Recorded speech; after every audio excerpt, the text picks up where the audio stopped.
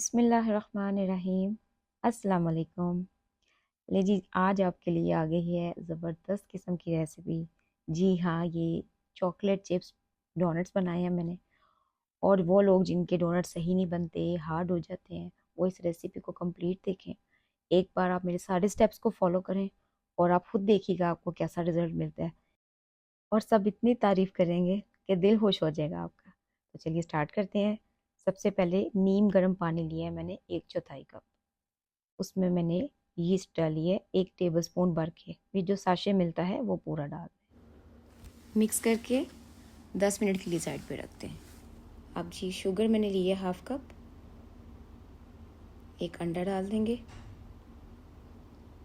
چینی کوئی بھی لے سکتے ہیں آپ، پیسی ہوئی ہے دوسری۔ آدھا کپ دودھ ڈال دینا آپ نے، وہ بھی نیم گرم ہونا چاہیے، اور ساتھ ہی میں نے اس میں وینیلا ایسنس ڈال دیا ہے 1 ٹی اسپون، اور اسے آپ مکس کر لیں۔ میں نے اس کو وسک کے ساتھ ہی کیا تھا، وسک کے ساتھ بہت اچھا مکس ہو گیا تھا میرا۔ جی شوگر ڈیزولو ہو گئی ہے، مکسچر کو سائڈ پہ رکھ لیں۔ اب یہاں پہ ہم ڈو کی ریسیپی جو ہے وہ ڈو بنانی سٹارٹ کریں گے۔ میدا لیا ہے 3 کپ، اس میں 1/4 کپ بٹر ایڈ کر دیں۔ روم ٹیمپریچر پہ جو آپ کا بٹر پڑا ہوگا وہ آپ نے اس میں ایڈ کر دینا ہے۔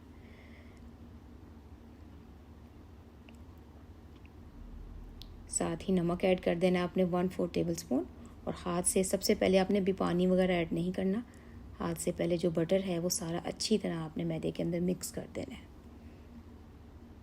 اچھے طریقے سے آپ نے سارا مکس کرنا ہے اسے۔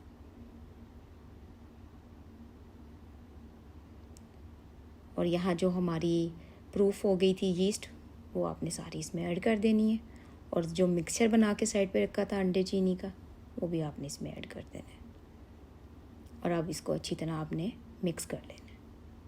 پہلے 1 چمچ سے مکس کر لیجئے گا، کیونکہ اگر آپ شروع میں ہی ہاتھ سے کریں گے تو پھر ہاتھ پہ بہت زیادہ آپ کے اسٹکی ہینڈز ہو جائیں گے، اور مشکل ہو جائے گا آپ سے کنٹرول کرنا۔ اور ایک چیز میں آپ کو یہ بھی بتا دوں کہ یہ جو ڈونٹس کی جو ہم ڈو بناتے ہیں وہ بہت سٹکی ہوتی ہے، وہ آپ نے یہ بالکل پریشان نہیں ہونا کہ یہ اتنی سٹکی ہے اور اس کی کس طرح بنے گا، یہ اسی طرح ہی ہوتی ہے، کیونکہ اگر آپ ہارڈ ڈو بنائیں گے تو اس سے آپ کے ڈونٹس اچھے نہیں بنیں گے۔ یہ ڈو اسی طرح ہی ہوتی ہے، اس کو بس آپ نے تھوڑی محنت کرنی ہے، اس کو اچھی طرح سے آپ نے گوندھ لینا ہے، تو یہ انشاءاللہ آپ کے بہت اچھے ڈونٹس تیار ہوں گے۔ پھر میں نے ایک اس طرح برتن لیا، اس میں نے فلاور میدا ڈسٹ کیا، اور یہاں پہ اس کو جناب مزید تقریباً میں اس کو 10 منٹ تک میں نے اس کو اس طرح سے نیٹ کیا تھا۔ اب اس کے بعد میں نے پین میں آئل لگایا، کیونکہ بہت سٹکی ہوتی ہے تو آئل سے بہت اچھی کنٹرول ہو جاتی ہے۔ اپنے ہاتھ کو آئل لگا لیں، آپ اپنے بال میں آئل لگائیں، اور پھر اس کو تھوڑا مزید گوندھ دیں گے۔ 10 منٹ آپ نے گوندھنا ہے۔ برتن کو گریس کر لیں، اور ڈو کو اس میں آپ نے رکھ دینا ہے، اور کور کر کے آپ نے اس کو اتنا ریسٹ دینا ہے، تقریباً 2 سے 3 گھنٹے، ٹائم اتنا ہو کہ آپ کی جو ڈو ہے نا وہ ڈبل ہو جائے سائز میں، تب آپ سمجھیے گا کہ یہ ریڈی ہے۔ مین وائل ہم چاکلیٹ گلیز کی تیاری کر لیتے ہیں۔ گلیز یہ بیسیکلی یہ چاکلیٹ گلیز ڈونٹس ہیں، تو ہم اس کا گلیز اب ریڈی کر لیں گے۔ 100 گرام میں نے یہاں پہ چاکلیٹ لی ہے، اور اس کو میں نے چاپ کر کے بول میں ایڈ کر لی ہے۔ یہ میں نے ملک چاکلیٹ لی ہے، آپ ڈارک چاکلیٹ بھی لے سکتے ہیں کسی بھی برانڈ کا۔ اور یہاں پہ میں نے اس میں کریم ایڈ کی ہے 50 گرام، فریش کریم جو ہماری عام ملتی ہے مارکیٹ سے، یہ وہی کریم ایڈ کی ہے میں نے۔ 2 ٹیبل سپون دودھ کے ایڈ کرنے ہیں آپ نے، اور پھر ان کو میں نے اسے مائکرو ویو میں رکھا تھا تقریباً 2 منٹ کے لیے۔ آپ اسے چولہے پر بھی پکا سکتے ہیں، یہ ساری چیزیں ایڈ کر کے بہت ہلکی سی فلیم پہ آپ اسے پکا سکتے ہیں، یا مائکرو ویو بھی کر سکتے ہیں 2 منٹ کے لیے، یا آپ ساتھ ساتھ چیک کرتے رہیے گا۔ یہ جو 2 منٹ میں نے مائکرو ویو میں رکھا ہے، اور پھر اس کو میں نے اچھے سے مکس کر لیا، تو یہ اس طرح کا مکسچر آپ کا تیار ہو جائے گا۔ ڈو میری رائز ہو چکی تھی، پروف کرنے کے بعد اس کو میں نے اب یہاں پہ فلاور ڈسٹ کیا، اور یہ جو ہماری ڈو ریڈی ہوئی تھی، اس کو آپ نے اس طرح گول بیل لینا ہے۔ تقریباً 1/2 انچ کے قریب آپ نے اس کی موٹائی رکھنی ہے، یہ زیادہ باریک بھی نہیں رکھنی ہے آپ نے۔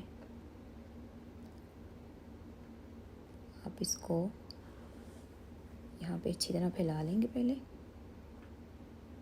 اور اب آپ نے کوئی کٹر لے لینا ہے، یا آپ کے پاس، میرے پاس کٹر نہیں تھا تو میں نے یہ ایک ایسا برتن یوز کیا ہے جو کہ مجھے ایک پرفیکٹ سائز لگ رہا تھا. تو اس کے میکسیمم آپ جتنے بنا سکتے ہیں، یہاں آپ نے اچھی طرح اس کو ذرا زور سے پریس کر کے اس کی کٹنگ کر لینی ہے تاکہ بعد میں اتارنے میں آپ کو پرابلم نہ ہو.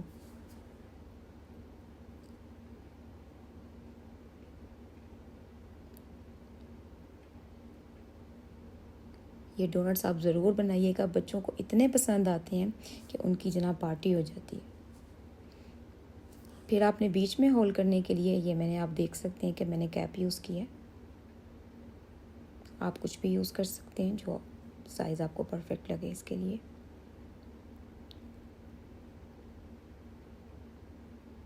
اس سے آپ کی بہت اچھی لک تیار ہو جائے گی ڈونٹس کی.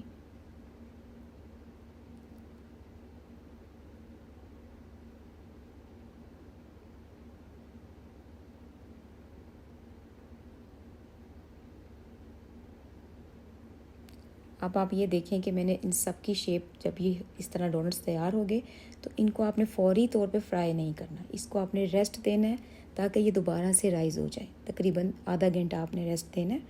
اب آپ جب آپ دیکھیں کہ یہ سائز میں ڈبل ہو گئے ہیں، آپ نے پھر اس کو فرائی کرنا ہے. اور جو تیل ہے وہ آپ نے بالکل ہلکی فلیم رکھنی ہے. آگ جو ہے وہ تیز نہیں ہونی چاہیے، ورنہ اندر ڈالتے ہی یہ براؤن ہو جائیں گے اور اندر سے کچے رہ جائیں گے.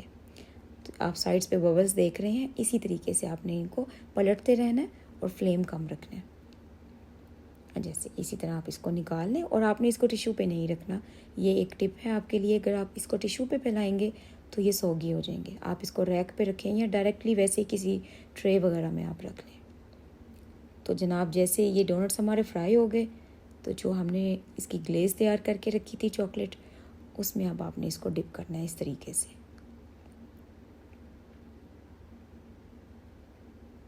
یہ دیکھیے جی،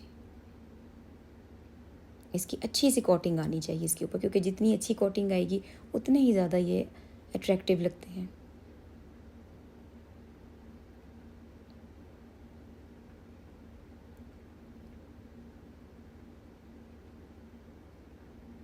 یہ اس طریقے سے اسی طرح آپ نے سب کو باری باری گلیز میں ڈپ کرنا ہے.